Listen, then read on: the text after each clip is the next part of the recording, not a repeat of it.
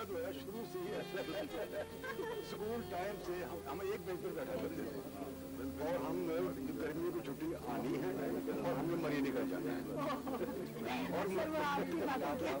और मरी में 2 पॉइंट है उस पॉइंट से उस पॉइंट तक सारा दिन घूमते रहते थे और मरी में 2 पॉइंट है उस पॉइंट से उस पॉइंट तक सारा दिन घूमते रहते थे।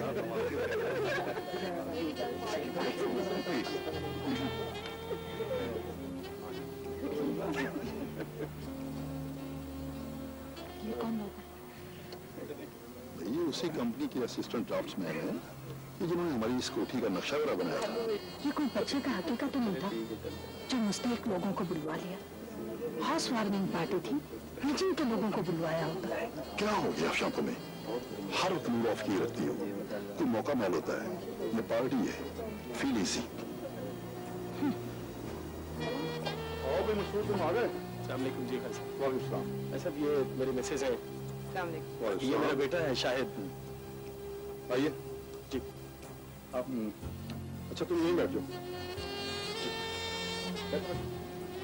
बेटा। हेलो हेलो माय स्वीट, क्या हाल है? इतना लेट यार, इतनी देर से वेट कर रहा हूँ। आपको पता है बड़े लोग तो लेट हो ही जाते हैं। यार प्लीज प्लीज आइए, वेलकम। हाँ जी सब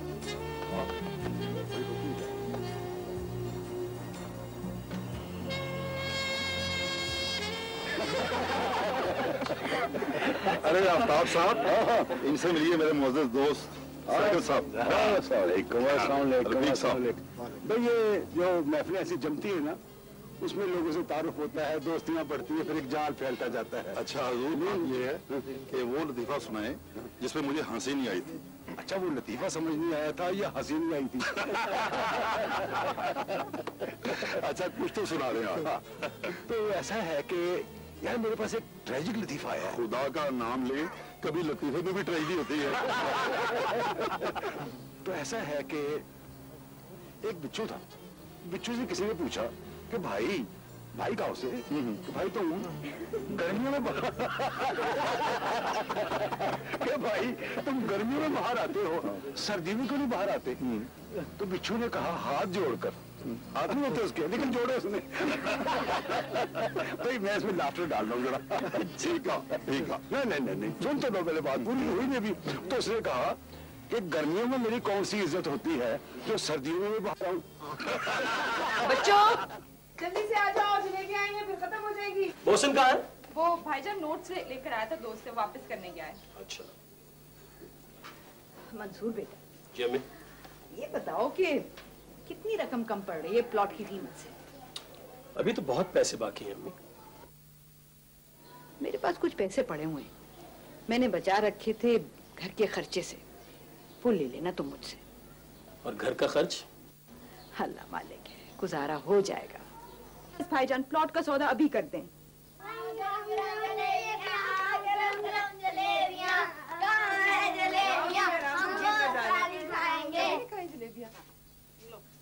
आराम से, मुंह नहीं जलाना। बस पहले ये खत्म करो फिर ले लो। ये लो। नहीं भाई आप भी खाएं। मैं भी आता हूँ। अम्मा ये जलेबियां किस खुशी में? अरे तुम्हारा भाई प्लॉट ले रहा है तो खुशी की बात नहीं है क्या ये? गुड, अब प्लाट का सौदा होगा, मकान बनेगा जिसे हम घर, प्यारा घर कहेंगे। जाते हुए इस घर को खंडर बना के जाएंगे। ना ना बेटा, इस घर ने, इस चार दीवारी ने तो बहुत पर्दा रखा है। इस घर को हम जाते हुए बिल्कुल साफ सुथरा करके जाएंगे। हाँ वाकई। अरे कोई मंसूर, अपने अब्बा को भी तो बुला लो। अरे वो तो सारा वक्त ऊपर अपने कबूतरों के साथ हाँ हूँ करते रहते हैं। अरे मंसूर के अब्बा आ जाओ ना नीचे, जलेबियां खा लो, बिल्कुल ठंडी हो रही है, जल्दी आओ ना। अरे मंसूर, अरे बेटा उठाओ ना, अपने क्या हो गया तुम्हारे पापा?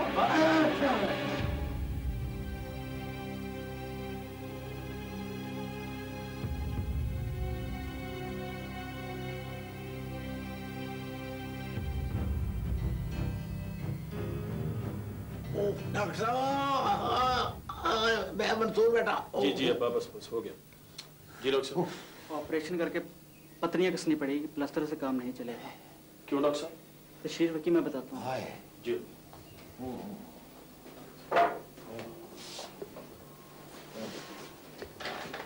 जी। बुजुर्गवार की उम्र ज्यादा है, इस उम्र में कैल्शियम की प्रोडक्शन जिस्म में कम होती है। तो आप समझते हैं कि ऑपरेशन के बगैर गुजारा नहीं है? इसके बगैर गुजारा नहीं है। तो कितने पैसे लगेंगे ऑपरेशन? Round about 20,000।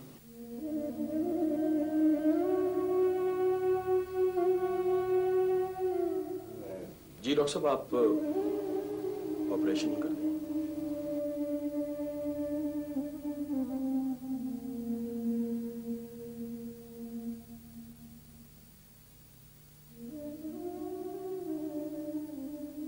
अब क्या करेंगे?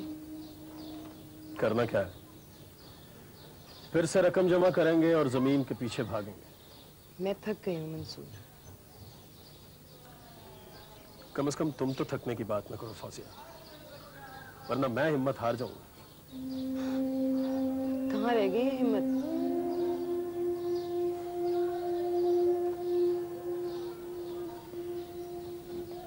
सोच रहा हूं कि मैं दफ्तर में ओवरटाइम शुरू कर दूं। फिर तुम कब तक हालात की चक्की में पिसते रहोगे मंसूर?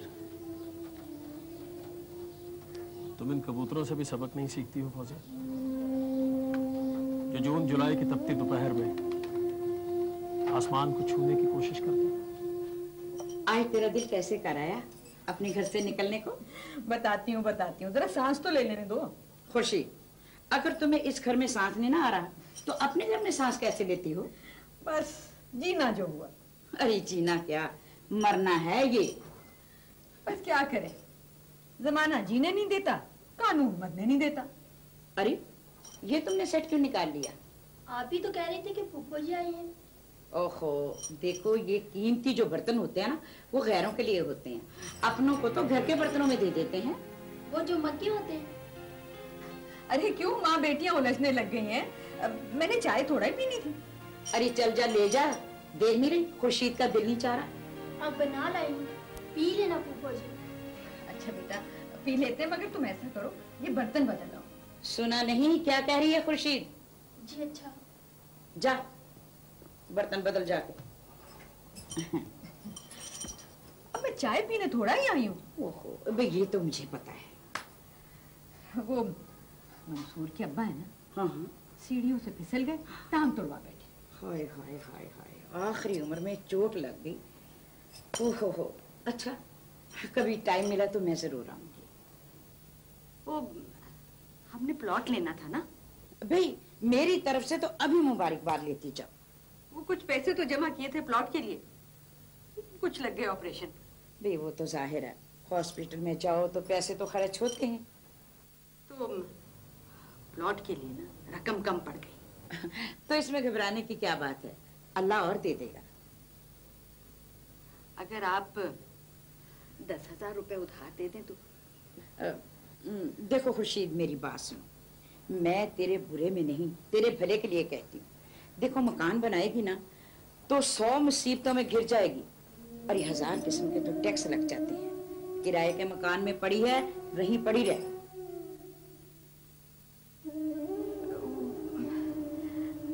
मंसूर, दरअसल मंसूर तेरे का तो दिमाग खराब हो गया है। लोगों के बड़े बड़े मकानों के नक्शे बना बनाकर ख्वाब देखने लगा है, उसे मना कर।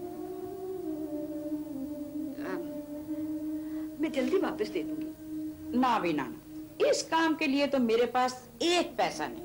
हाँ, तू बेटी की शादी कर, बेटे की शादी कर, 10 की बजाय 15 ले जा। नहीं फूफो चाहे। नहीं बेटा, दरअसल मैं जरा जल्दी में हूँ। अच्छा मैं चलती हूँ। अच्छा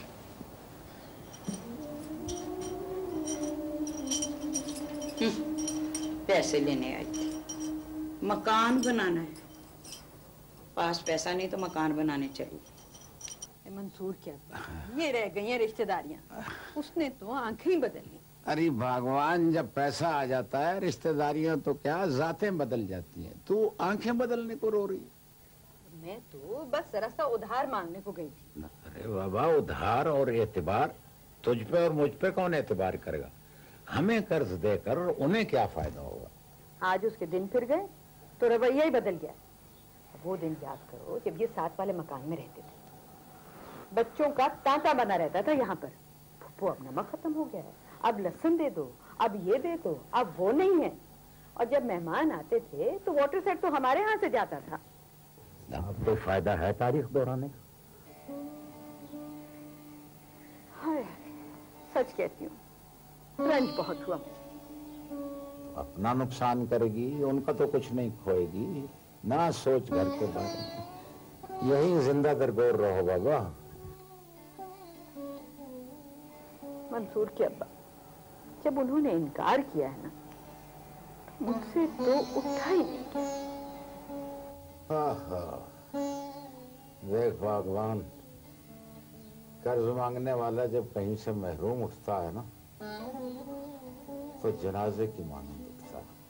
सर, वो मुझे 10,000 रुपये एडवांस चाहिए जी। मैं हर महीने तनख्वाह में से कटवाता रहूंगा।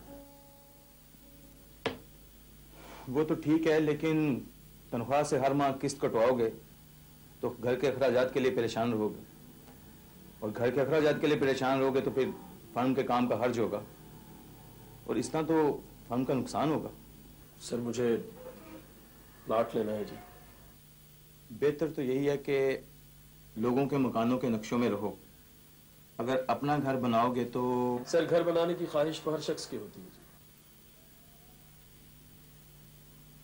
तो फिर ऐसा कर देते हैं कि तुम 10,000 एडवांस ले लो और उसकी किस्तें हर माह अपने ओवर टाइम के अकाउंट से कटवा देना।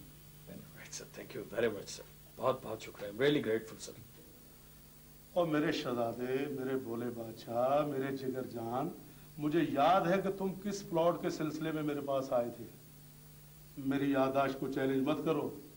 एक दफा जो गाहक मेरे साथ हाथ भी मिला जाए ना, उसकी तस्वीर मेरे जहन के कंप्यूटर में फिट हो जाती है। आप मेरी गुजारिश सुनेंगे भाई जी? पहले आप मेरी बात सुने। 1 महीना जब पहले आप मेरे पास आए थे, उस वक्त इस जमीन की क्या कीमत थी? 50,000 रुपये मरला। अल्लाह आपका भला करे, 50,000 रुपए मरला। अब क्या है? ये पानी पिए, मैं अभी बताता हूं। इस वक्त उसकी कीमत है 60,000 रुपए मरला।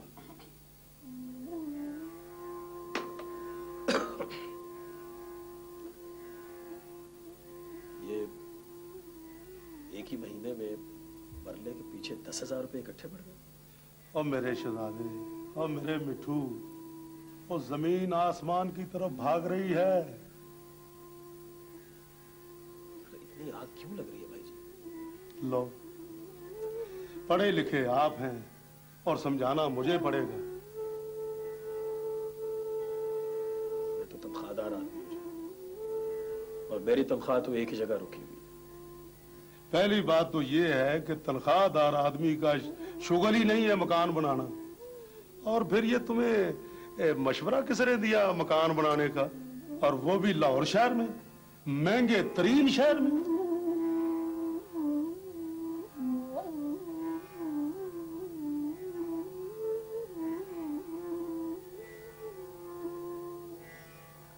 आज तुम प्रॉपर्टी डीलर की तरफ गए थे ना, क्या बात हुई है वहां? वही पुरानी बात, कीमतें, जमीन की रोज बरोज चढ़ती हुई कीमतें। फिर रकम कम पड़ गई है। 10,000 रुपया मरला। अब क्या होगा? पैसे इकट्ठे करेंगे। एक बात जो मेरी समझ में आई है वो ये है कि इन प्लॉटों पे घर इतने नहीं बनते जितने ये इन्वेस्टमेंट करने वाले कीमतें चढ़ा देते। कीमतें थोड़ी चढ़ाते, हमें चढ़ा देते।